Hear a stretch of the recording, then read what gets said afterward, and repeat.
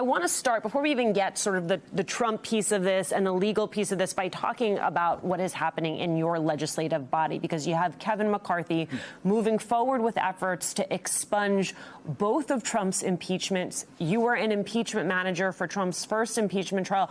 What do you make of that effort? What is it they are trying to do, and why?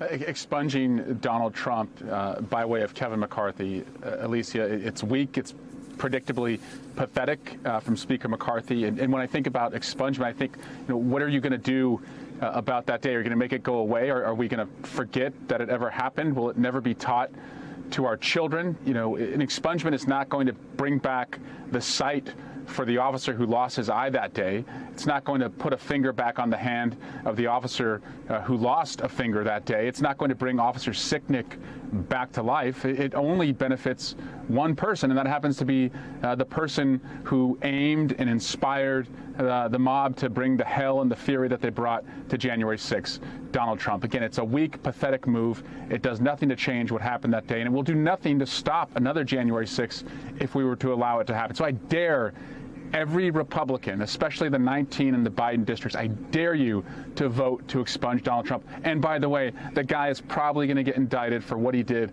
on January 6th. So it'd be, pretty interesting to see them do that. And the timing would be quite exquisite if that's the route that they want to go.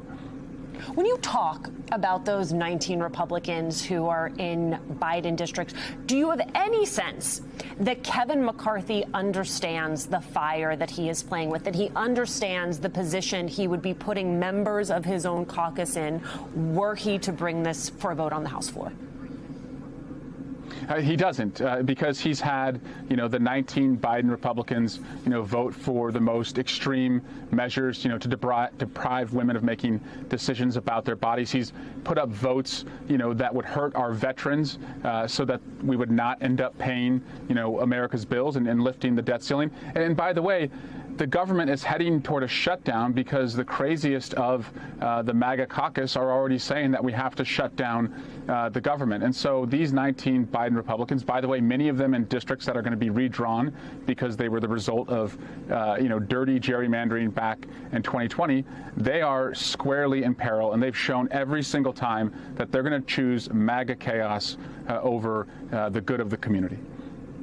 Thing that I, having been in the field during midterms and talked to a lot of voters in a lot of parking lots, feel that I heard over and over again is that voters do understand the opportunity cost of anything that members of Congress do that is really meant as a symbolic gesture, right? They understand that that is time that could otherwise be spent in the interest of legislating on core issues like the economy, job creation. So I wonder, given that context, what you make of Donald Trump's insistence that his trial be pushed back into 2024, because there are questions of what that means for the GOP primary, what that means for Donald Trump himself. But there's also this question of the Trump hangover and the extent to which Elise Stefanik and McCarthy are busy on their weekly phone calls with Donald Trump instead of pivoting back to the business of actually delivering for their voters and the American people.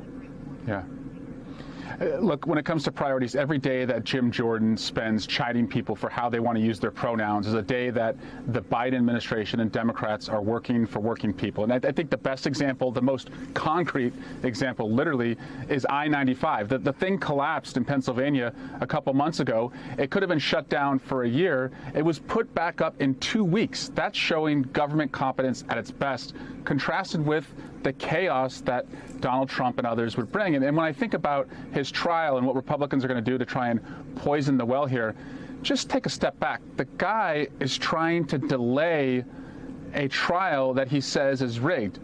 You have a speedy trial right in America, and no innocent person would say that the trial against them is rigged and it's a dirty prosecution and then go out of their way to delay justice for as long as possible. An innocent person would walk through glass and crawl through fire to get their day in court and show their innocence. He's not acting like an innocent guy.